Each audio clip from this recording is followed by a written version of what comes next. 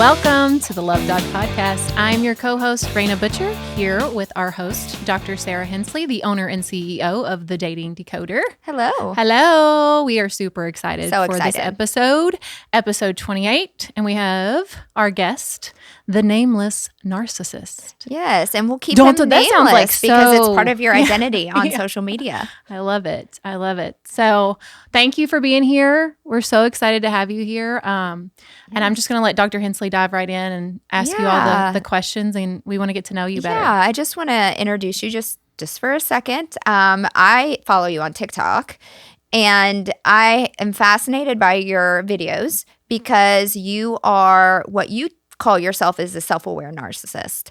And that is more of a rare thing that people become, that who actually have narcissistic personality disorder as a true diagnosis, actually become and make it to the level of self-awareness. And so that you've given me so many insights that studying narcissism for literally almost 20 years hasn't given me.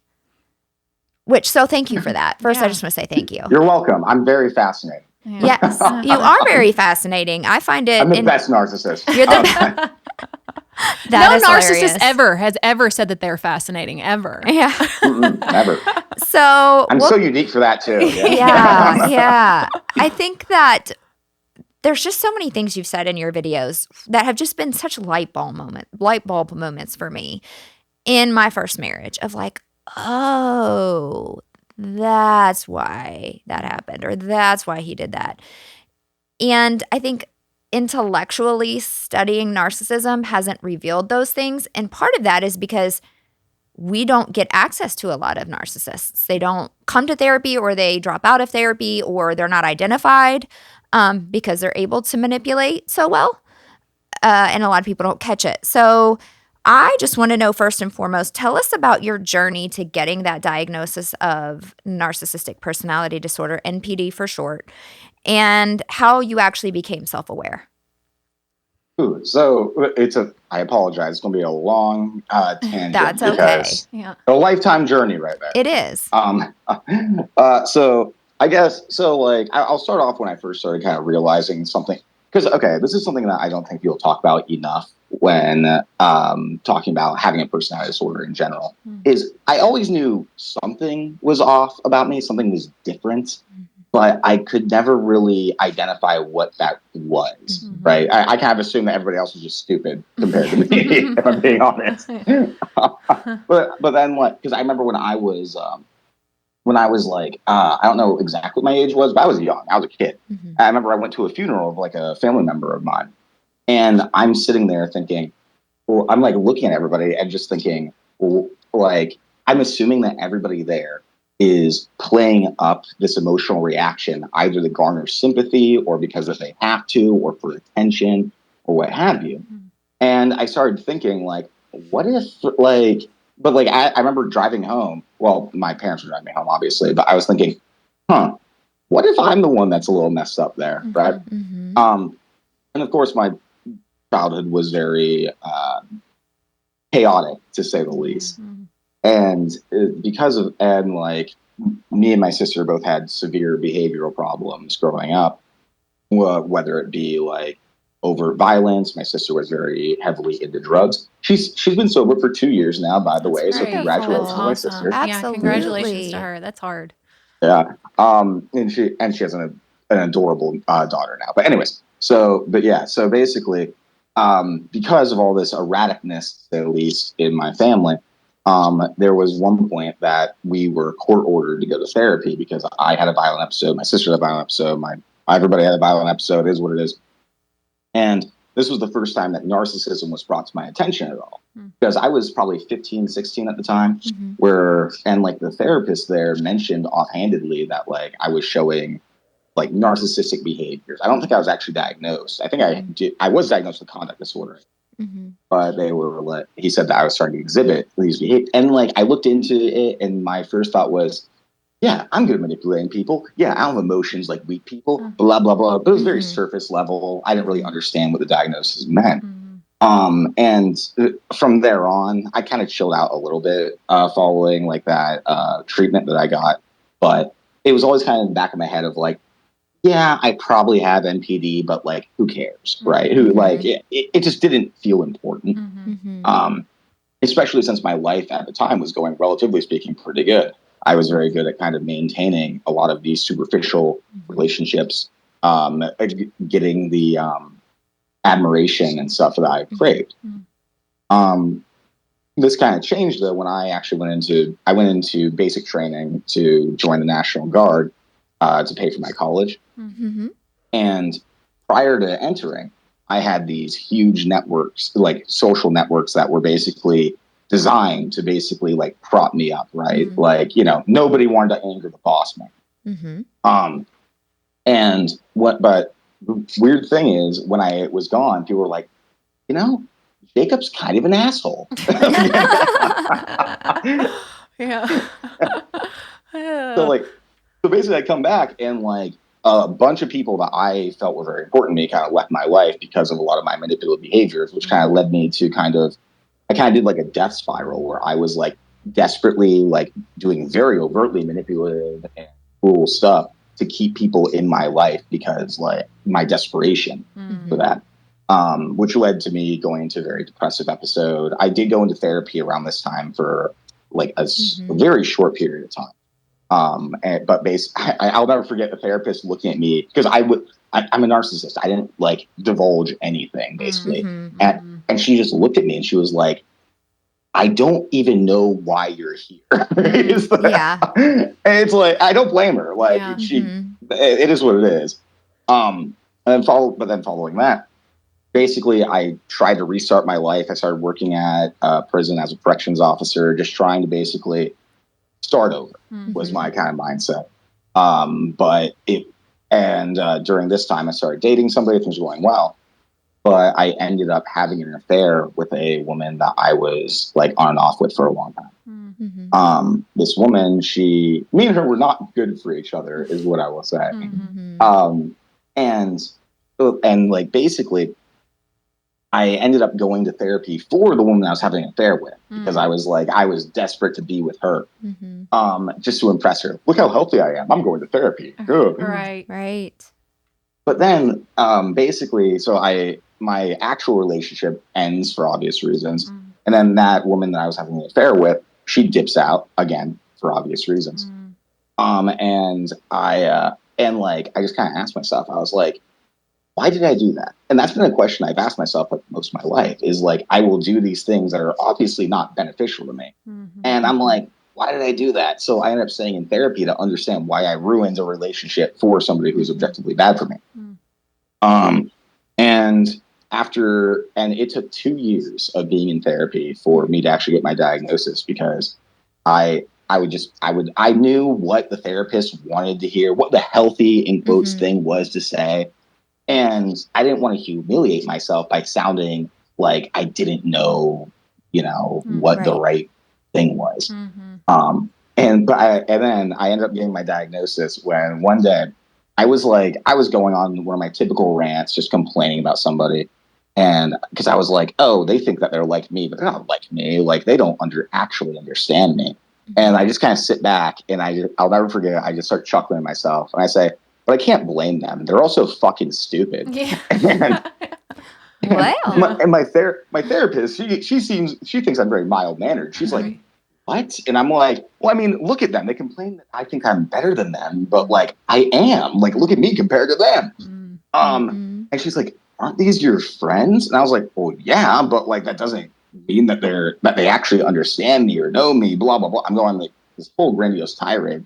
And then and it was towards the end of the session, I stand up, I'm putting on my coat, and I just say like, man, that felt good to get off my chest. And she was like, well, I feel humbled. And I look at her and I say, were you fucking mocking me? And I was very quickly diagnosed after that. Right. Gotcha. So it basically took you 2 years to kind of show those true colors. And I guess that makes sense from a therapy standpoint. With a narcissist, I think it would be like a long game, right? Yeah. Because they're not going to divulge. And I mean, I think one thing that a narcissist will do a lot from my personal experience is, and my ex, it was never his fault, right? Nothing was ever his fault. It's still not his fault. This is someone I share a child with. And so even after, multiple affairs, multiple cheating episodes that he would have, he still blames me, right? He still blames me. And there's really no self-awareness around that at all from what I know in my experience.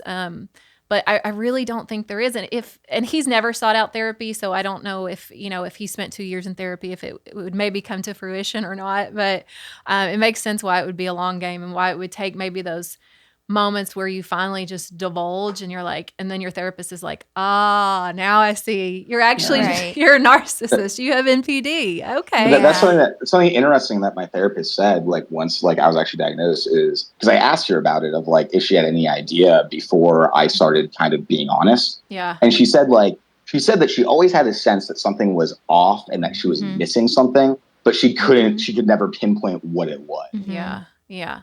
Yeah. That's very interesting. Yeah. So what do you think is the one thing you wish people understood about narcissism? Because narcissists get just very vilified across the board because so many people have been hurt, obviously, by their behavior. But at the end of the day, you're a human being. Mm-hmm. You're a human being who's had trauma, who has had – you didn't ask for this diagnosis. This isn't something that you wished upon yourself or chose for yourself. And – you obviously have come a long way in your healing journey. And what is the one thing that if you could talk to sort of the American public about what it's like to have narcissism and what the pain and the struggle is like and what you want people to know, what would that be? I guess the first thing that I always talk about is because you see all these articles about narcissism, and what I always say is that they get the behaviors right, but not the motivations. And for me, I think motivations are very important. For sure. Because 90% of the time I can be vindictive, but obviously, but there isn't like a malice 90% of the time when I'm doing this. Like I've talked to so many, because a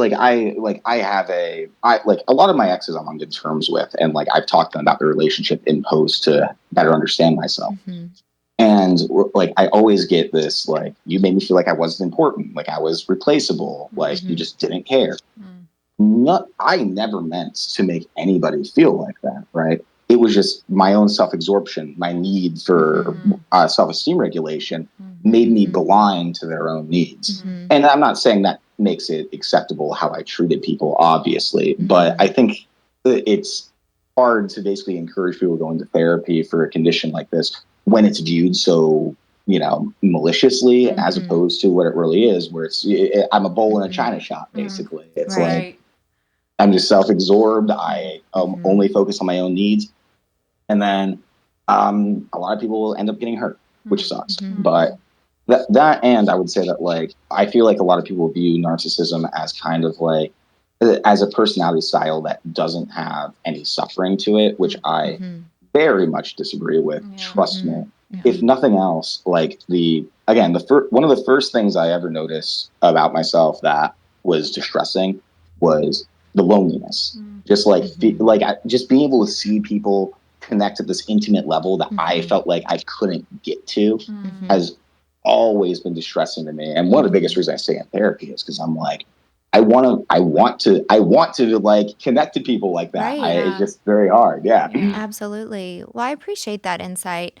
Because it makes so much sense. It does. Like, just thinking about, again, it's like the only one true narcissist that I feel like I know is my ex. And, it's been hard to have empathy for him, right? Because he's hurt me so bad. But when I hear you talk about, the motivations behind it, and, you'll often Sarah heard me say last week on our way home from the podcast, I was like, Paul does have some resounding good qualities, and she's like, what?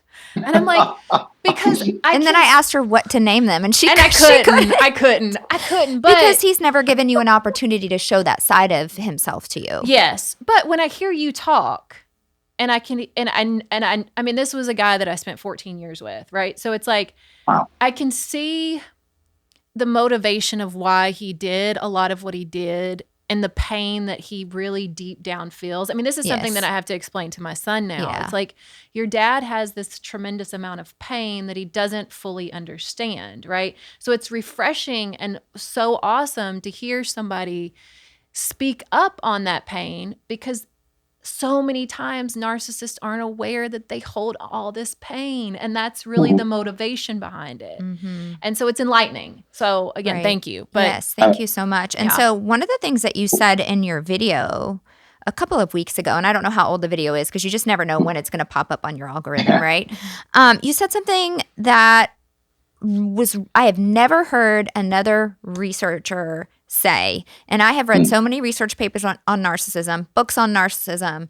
I was married to a narcissist for 10 years, was that when a narcissist is trying to control you, it's not to get a specific outcome. It's so that they can reassure themselves that they can control you. Yeah. And that was so profound to me because I was very hyper controlled in my first marriage. Especially if there was any negativity towards him, like if I was trying to tell him how he was hurting me or that this wasn't okay or that this was unfair, that's when it would become extremely manipulative, right? Yeah. That's when it would be just the Darvo, like the blame shifting. It was all my fault. And then if I wanted to leave, he would take my purse, he would take my debit cards, he would hide my stuff, and there was lots of gaslighting, lots of manipulation. And I always thought the manipulation was really directed to get me to be upset, and then so that he could say that I was the problem or to keep me isolated or whatever. But I think that there was just this desire to know, okay, I can control her. I can have control if I need to have control. And that made so much sense to me. So talk to us a little bit more about that, because I think that there is a myth that they want an outcome, when it's really more about the outcome is the ability to control you. Because that's the thing, is that I feel like what a lot of people miss about narcissism, and really what the core of it is self-esteem regulation. It's they want to feel like they are better than, they can't feel good about themselves intrinsically. Like I've always said, people don't have inherent worth. People can only have worth if they can demonstrate that worth, right? And the only way you can prove that to yourself in NPD usually is proving that you're better than other people. And I think a good way to be able to kind of illustrate that is demonstrating that if you can control somebody, that proves that you are inherently better than them. And I think a good, if I'm referring to the situation you were talking about, when somebody wants to leave me, but at least in the past, I could not view that through any other lens other than they think that they can do better than me. They think that they're better than me, stuff like that. And there would be a need to basically show that I am superior. And a lot of times I probably wouldn't go to those lengths usually, because I would think, well, if I'm desperately trying to cling on to the relationship, that means I'm inferior and it's pathetic. So I wouldn't do that. But, all presentations can differ wildly. It's just a way to basically affirm superiority because I don't really want to control a lot of people. That sounds like a lot of work. Right? Sounds exhausting. Yeah. But I want to show. But if I am in control, that proves that I am better than them. Right. That affirms my self-esteem in that way. And it's never and a lot of times I'm pretty damn impulsive. I don't really have a good long game in a lot of these things. I can be very defensive and manipulative in the moment, but it's half the time I don't even know what I'm doing. I just want to feel better. Right. Does that make sense? Yeah. That does make sense. And it really makes me reflect back on my marriage. So just to give you just sort of a little, maybe you can help me a little bit, just gain even more insight than I've ever had of us. Help us. This is actually, we met because we both had very narcissistic exes and they presented in very similar ways. So our exes are very overtly narcissistic, aggression, bullying. I can be louder than you. Abusive. I can be bigger than you. I can be stronger than you. I can be, I can control you. I can absolutely make you do anything I need you to do, right? To fulfill my desires. So my ex struggled with addiction, which is definitely a lot of times comorbid with narcissism, right? So he was an alcoholic. He abused opiates. Then in our marriage, he stopped abusing opiates because basically I was like, I'm not going to marry you if you're abusing opiates. Like, I'm not going to do that. That wasn't a big enough red flag for me to not marry him, but I did marry him. And then the alcoholism really took over in our marriage. He was a serial cheater. And that was always the thing that was hard for me. His dad was an alcoholic and a serial cheater, and then mom treated him like golden child. So he was labeled the golden child. Like, he's so smart. He's so good looking. He was the best athlete. And so what I felt like happened in his childhood was dad was very absent. Dad was very harsh. No emotional attunement from dad. So big father wound. And then he could run to mom, and mom would tell him how wonderful he was and how handsome he was and how great of an athlete he was or whatever he needed. And then so the only way he could get soothed was to run to mom and be told how awesome he was. And so he really became I saw the pattern, and he was so addicted to attention from other women. And it wouldn't matter who the woman was. Yeah. If he could get a hit of attention from another female, it was like that was the only thing that would regulate his own self-esteem. And so I'm curious if you have any insight on that, because you're using the word self-esteem regulation, and I find that really, interesting that is the ultimate goal, and maybe that presents through a variety of different behaviors. But for him, it really presented through a lot of infidelity, a lot of cheating. He was just he's never going to be capable of being with just one woman.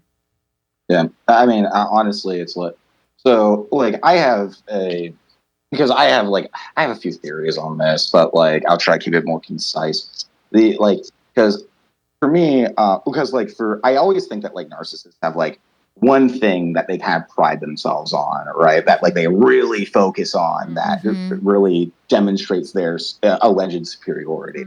Like, for example, like, when I was growing up, it was, like, I got attention because, like, I'm a pretty smart guy, I like to say, and the only time that I would get positive attention was when my parents were basically parading around my intelligence, right? And so that very much reflected my entire life. When it comes to something like infidelity, though, this is actually something. I mean, I would say that I've been infidelitous before. Obviously, I've mentioned that earlier, but, like, usually it's like if somebody is offering me positive attention, something that's proof of my worth, it almost feels impossible to turn it down. Okay. And that's been I actually had a recent issue in my relationship where somebody was flirting with me, and I was eating it up because it's like, oh, you are showing that I'm desirable, that I'm attractive, that I am somebody that's worth pursuing. And I didn't want to shut it down because I loved it. Felt right? good. Yeah, I couldn't say no. And then it's like, and there's more that goes into that, obviously, in regards to how it affects my relationship. But it's like that's the thing I always say is, like, self-esteem regulation, that need to feel better and to feel good about yourself, it trumps everything at the end of the day, and we'll rationalize around it. And I've never I'm rambling a little bit. I apologize. No, this is really insightful. It's like but yeah, it's like, oh, like it almost feels impossible to say no to infidelity, even if I really care about the person that I'm with. Right. Just because, like, that regulation is like it makes you almost manic sometimes. I call them grandiose highs, where if like I remember the first time I was, like, asked to be in the newspaper before. And I was literally skipping down the street, just, like, feeling like I'm better than everybody. I want to go to McDonald's and tell them that they're inferior to me now. Interesting. So do you experience that empty, hollow feeling that they talk about? Yes. Can you describe it more? Because I can't connect with what that would feel like, because I feel so intensely and so deeply all the time that I can't connect. I can't imagine a feeling of emptiness. Is there any other description that you could give other than just emptiness? Like, what does it really feel like? I feel like a shell, if that makes sense. Okay. It's like there's nothing, like, what I say is there's nothing deeper to me than my skin is what it feels like half the time. And, like, sometimes it can like, it can be like a physical feeling where I genuinely feel like my chest wants to collapse in on itself because it just feels intensely like nothing. And this gets very prominent. And I think it has to do with shame a lot too. Yeah.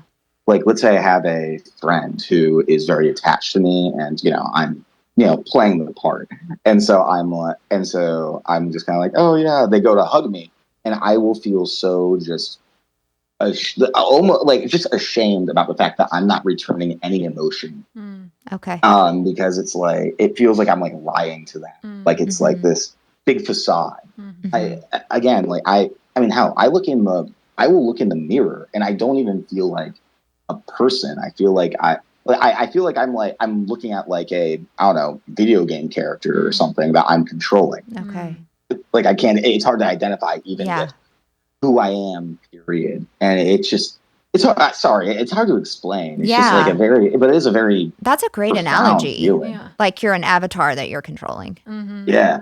Interesting. Okay. I know. So one thing I wanted to bring up specifically with my ex, so he would discard very easily. So it was very, very easy for him to appear as if he was just like madly in love, right, with me 1 minute. Yeah. And then I was in a love triangle with him and another girl for 3 years. It went on for 3 years. It was brutal. It was really brutal. Sounds like it. My God. But what he would do is he would, flip-flop, right? He would flip-flop from her to me, from her to me, from her to me. And for both of us, I think, I can't speak for this girl, but I think in just relation to how I felt, is that it was very easy for him to once he reached the high with that person, right? Like he reached this threshold of being built up and then shit would get real. He would discard very easily and then go back to the other one. And I'm not kidding. He did this for 3 years. And so again, in relation to the self-esteem, I'm not really asking you to make another point here. I'm just trying to make the point in terms of like, it's making so much sense in trying to understand my ex and not this really dark light, right? Because I've seen him in this really dark light for so long, but it's so eye-opening. And this is what we really hope for our listeners, is that it can be eye-opening for our listeners who may be in a relationship with a narcissist in terms of getting out if it's unhealthy. Because once you lean into these people with more curiosity, knowing that these actions and these behaviors come from a place of pain and self-esteem issues, then you can maybe know your worth, right? And actually get out. Right, and not blame yourself. It's not a reflection of you. Right. Which I thought for so long, like, I'm just not good enough. Like, I'll never be good enough. Because this was a guy that I was with for 14 years and he would never marry me, So, I mean, but again, the discard thing, looking back on it, I think I didn't realize this until just this conversation, that it truly was never really about me. It was just that he needed that self-esteem boost. And when that self-esteem boost would reach its threshold, he had to discard that one and then come back to the other one. Yeah. And I will say, like, anecdotally, like, obviously, having an NPD, it's like, okay, I didn't have a great childhood, obviously, right? And obviously, you have a lot of resentment towards your caregivers during that time. And something that, like, I think that I really try to integrate into my content a lot of the time is when I started going to therapy, what really helped me the most was when I started talking to my parents about their childhoods and then understanding the childhoods of their parents and stuff like that. And it sounds kind of bad, but it's like, my first thought was, man, none of us had a chance to begin with, right? Right. No, there's something to be said about evolutionary psychology, right? And evolutionary trauma and things that our ancestors passed down to us. It's real. It's true. Yeah, and absolutely. But it allowed me to let go of like so much resentment towards them, which is again something I try to get in my content a lot. Is that like I'm not saying obviously it's a lot of the times keep your distance for your mental health, obviously, but also it's like. And it's weird coming from a narcissist, but hate doesn't like cling on to hate and resentment. Right. It is exhausting. It is. My God. It is. Absolutely. And so that brings up a very interesting point that really only 1% according to the research, 1% of narcissists reach the level of self-awareness that you have. And so, which would be like high levels of self-awareness, right? And actually actively continuing the healing journey. My question for you is, 1, do you believe that statistic is accurate? 2, why do you think that is, if it is accurate, that only 1% reach sort of the healing phase? True enlightenment. So I would have to, well, I have, so on whether it's accurate or not, I would have to look into it more, but because I'm not sure if I fully agree with that statistic. I think it might be high. I think I'm very much in the minority in this opinion, but I do think it's higher, especially since there's one study that I read that shows that this was a study done in Norway, so very limited, but it said that like up to like 20% of people in outpatient therapy had MPD, which I thought was very interesting. Yes. But I don't think that there's much information about like how like the actual percentages. But I do agree though that like, yeah, a lot of narcissists aren't going to seek treatment. And I think that there's multiple reasons for that. One, I think that there is thank you, baby. You're welcome. My girlfriend's giving me a beer. Anyways, but I think the biggest thing when we talk about narcissists becoming aware of their narcissism itself is that narcissism, I think that there's a huge difference between saying somebody's a narcissist than saying somebody has narcissistic personality disorder. For sure. And these are conflated. A lot of times and to me, like even I'll say like, yeah, I'm a narcissist in reference to my disorder and stuff. Right. But the term narcissist is used as a pejorative. Now this is a population that's already very shame sensitive. So it's like, how can you expect a lot of these people to say, yeah, I think I might be a narcissist and I need help, when there's so much ideas around it that may not be accurate, that is going to inspire a lot of shame in them. Sure. But that being said, there is. So I personally think that there's 2 groups of people, because Deanna Diamond had a great interview about this where she talked about how she thinks that she'll have 2 types of clients who have MPD. One of them are the people that you kind of, it's more stereotypical where it's like, oh yeah, they can never hear that. Like they would never be able to tell there. Then the other group, and I was actually in this group myself, is that they'll wear it as a badge of honor. They'll be like, yeah, I'm a narcissist. I deserve to be. I'm superior. So like, whatever. But they don't have a good understanding of what that actually means. But I think that I'm hoping that by telling people what the realities of MPD is, there's going to be a lot more people are going to be willing to kind of accept that they might struggle with these issues and stuff. Right. Aside from that, I do think that also something that I really struggled with when I was growing up, especially up until I was like I really got into therapy, is that I had a very close friend of mine who always said that they thought I was depressed. And they were right. Like most of my life, I probably had been a pretty depressed person. But it felt pathetic to admit that I could be suffering. A lot of people make it, say it's like, oh, admitting that there's something wrong with me is like, oh, you can't admit that. No, it's that I like, it's like, I'm not like the rest of you. I don't suffer from things like that. I'm not pathetic, whatever. But I think that's a big one too, is admitting that you are struggling is something that they are going to that is always going to be kind of, and I still do it to this day, always going to be something that kind of impedes any sort of healing and self-awareness. Right. Absolutely. Well, and I mean, again, it's like with the stigmas around depression or mental illness, and if you're talking about superiority complex, right? Those people who don't view, seeking help as an actual good thing, of course they're going to view it as something superior, like they're like, oh gosh, that's bad. That makes me feel shame. Yeah. Right. Well, sorry. Go ahead. Go ahead. Like a big thing that I've read about is that, and I also had, is admitting that they need like a therapist to help them is humiliating itself. And a lot of narcissists, myself included, would intentionally defy a therapist in order to feel superior to the therapist. It's like just to feel powerful by being like, no, you can't help me. I'm too complex. I am like, there's no way you can handle me. Right. and then would self-destruct just to get one over on them. Right. And what we know about superiority complex is it's just it's a trauma response to make yourself feel safe. Oh, yeah. It is, for sure. Yeah. People seek superiority to seek safety, right? Oh, in their own nervous systems, whether that's to regulate self-esteem, to avoid shame, etc. Which brings me to another question. There are lots of competing theories about what narcissism really is and how it develops. I mean, we have the shame-based theory, right, that it's just a giant defense mechanism against shame. And then Craig Malkin came out with a book a handful of years ago called Rethinking Narcissism that really sort of bucked on that theory and said, yeah, no, narcissists really do believe they're as great as they act like they are.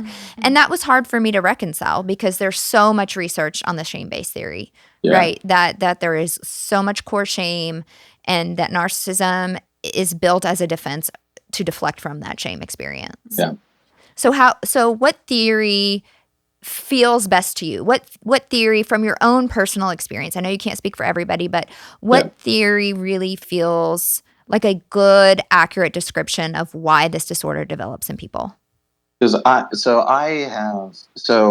obviously it's complex. And probably genetic predisposition, and then also, the effects of trauma, etc. For me, if I'm just talking about my own experience and what my subjective experience growing up is and I will say it's because I respect Craig Malkin a lot. I don't agree fully with his book based on my own experiences.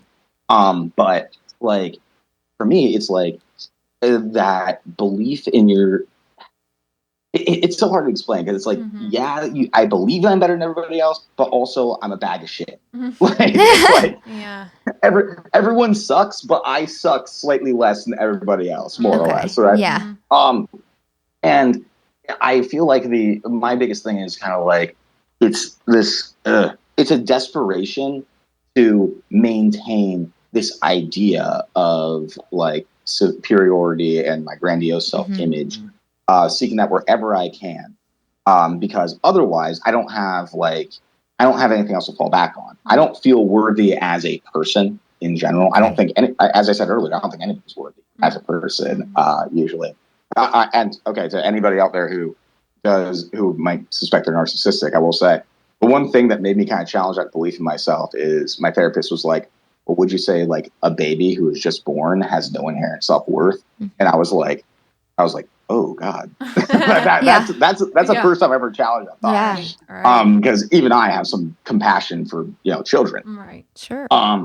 But yeah, I really think that it's because I'm not sure. I do think that it is a defense against shame largely, but I would say that it's a little bit more diffuse than that.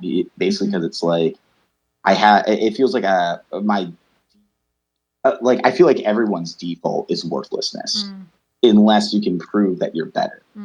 And so it's sorry, I'm having a hard time explaining this one. No, but it's basically, it's a tough thing to explain. It's a tough thing to explain for sure. Because you're trying to translate over, a personality, right? Right. So it's very difficult to explain that in words. I mean, I don't think you're alone in that. So, are we done? Do you have any more questions? Yeah, I just want to, I think, wrap up by first just thanking you for your bravery, because for sure there's so many people I know that are going to be like, you're a shitbag if you're a narcissist, right? Just because you're a narcissist. And in fairness, I am a shitbag. We don't think that. I don't think that at all. I think that you're helping a lot of people. I think you're bringing humanity to this disorder, which is really hard when you've been hurt by a narcissist. And I think that's the last point I want to make is just you are able to do this thing. And I realize I'm giving you a lot of self-esteem regulation here, right? But I think you deserve it. Keep going, please. In this moment, I think, and overall, I do think you deserve accolades, because what I see you do in your videos is have immense empathy for people who have been hurt by narcissists, while also giving understanding to the fact that this is a painful disorder to have, right? Yeah. So you're not giving backlash to the people that are like, hey, I've been terribly abused by a narcissist and I think narcissism is awful, while also saying, I get you, I see you, I hear you, I understand that, and I've hurt people in my life too. And I hurt. Yeah. I have pain, and that's actually the driver of this disorder is the internal experiences of pain. I can't imagine walking around feeling like I am worthless or that I am empty and that I needed some kind of outside source to tell me that I was okay. I think I had that to a degree with attachment trauma issues that I had. Yeah, I think we all do. And the only thing that healed that for me was God. And so I can't say for anybody else, right, what their journey's going to look like.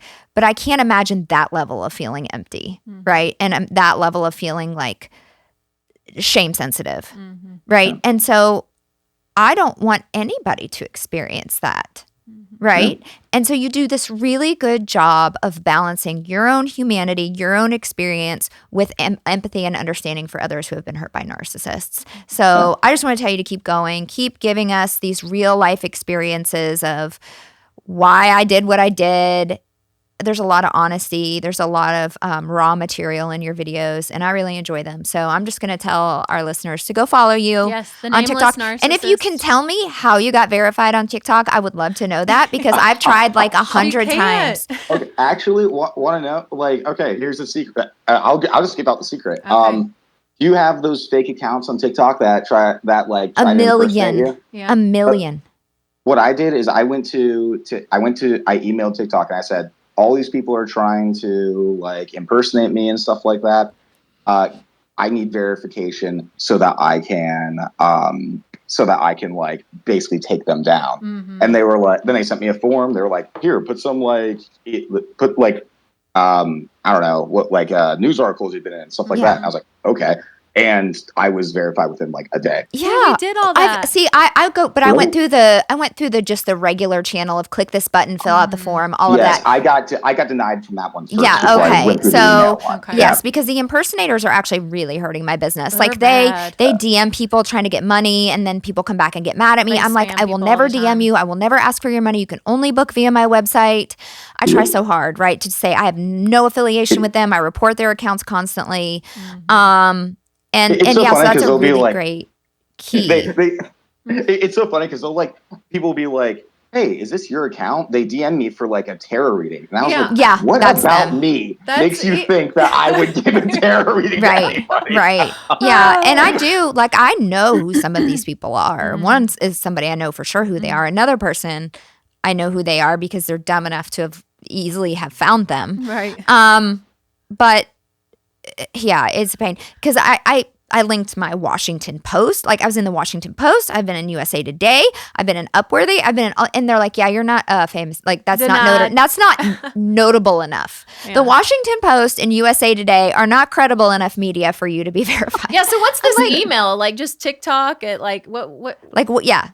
I would have to look it up, but like message it to me if you don't mind. Yeah, I will. Again, because I went through this. I did the same thing that you did, where I just did the automated one. I sent the exact same links for the articles that I was in for that, and then when they sent me the form itself, so you kind of got their attention. Yeah, so it's trust me, it's a lot easier when you actually just email them like that. That's super helpful. Well, I kept saying in each email like, hey, there's a lot of impersonators doing this shady stuff right now. This is important. That's important. And they were like, Well, awesome. We just want to thank you again. And I want to add to, on top of what Dr. Hensley said, I think that a big thing that you're offering people, and even what you offered me today, is forgiveness, right? Because it's really difficult, like you said, when you've been hurt by a narcissist to find forgiveness because it feels so malicious, right? The intent behind what they've done feels so malicious. Yeah.